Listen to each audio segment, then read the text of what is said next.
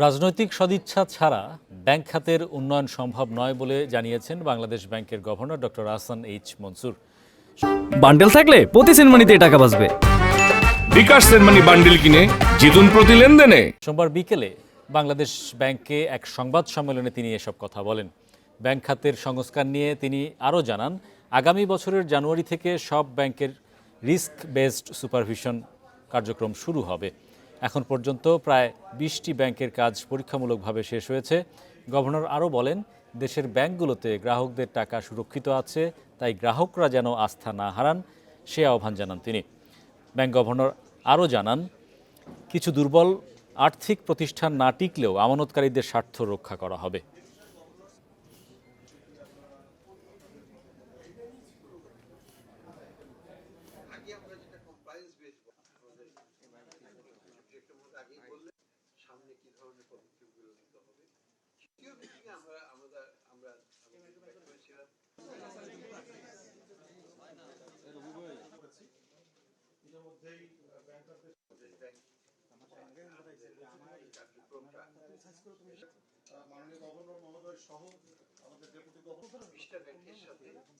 বিশটা ব্যাংকের সাথে পাইলটিং শেষ হয়েছে।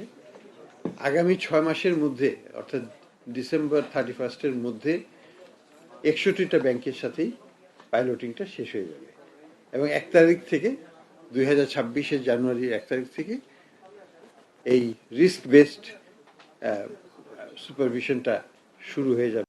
বিস্তারিত জানতে তার সঙ্গে এখন সরাসরি যুক্ত হচ্ছি শফিউল আলম সুজন। আজকে মূলত কি কি বিষয়ে গভর্নর আপনাদের সামনে তুলে ধরেছেন? ব্যাংক খাতের সংস্কার আসলে কোন পর্যায়ে রয়েছে?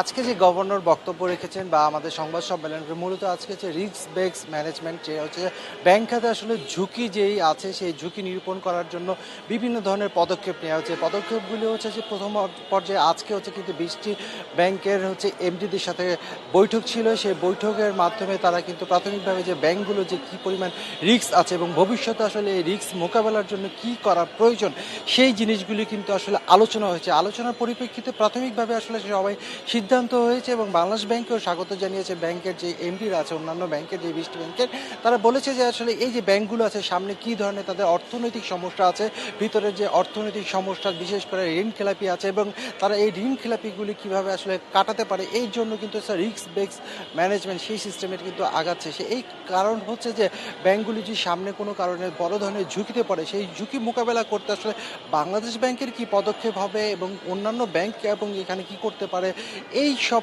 বিষয় নিয়ে কিন্তু আসলে সংবাদ সম্মেলনের মূল কথা ছিল। কিন্তু এরপরে যেসব বিষয়গুলো আসে তার মধ্যে অন্যতম ছিল হচ্ছে যে আপনি জানেন যে বাংলাদেশ ব্যাংকের গভর্নর এর আগে কিন্তু বারবার বলা হয়েছিল মূল্যস্ফীতি 6 থেকে 7% মধ্যে নামিয়ে আনবে। আজকেও আমরা মূল্যস্ফীতি নিয়ে কথা বলেছিলাম। সেই মূল্যস্ফীতি কিন্তু বলা হয়েছে যে এই জুন প্রান্তিক শেষে পর্যায়ে যখন আসলে মূল্যস্ফীতি যে এই সংখ্যাটা আসবে সেখানে কিন্তু কমে আসবে। কিন্তু যেই আশানুরূপ এই মূল্যস্ফীতি কমানোর কথা এর আগে বাংলাদেশ ব্যাংকের গভর্নর বারবার বলেছিল, কিন্তু ততক্ষণে কিন্তু আজকে থেকে একটু সরে এসেছে এটা আমাদের মনে হচ্ছে।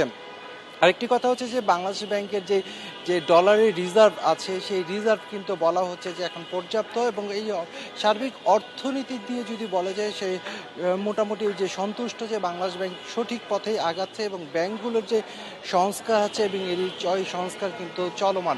সর্বোপরি যদি বলা হয় এবং বলতে চাই যে এই যে বাংলাদেশ ব্যাংকের সংস্কার, রিজার্ভের যে ইস্যু এবং অন্যান্য যে ব্যাংক খাতের যে সংস্কার এবং অর্থনৈতিক ক্ষেত্রে যে উন্নয়ন সব কিন্তু রাজনৈতিক সদিচ্ছা কিন্তু খুব বেশি প্রয়োজন।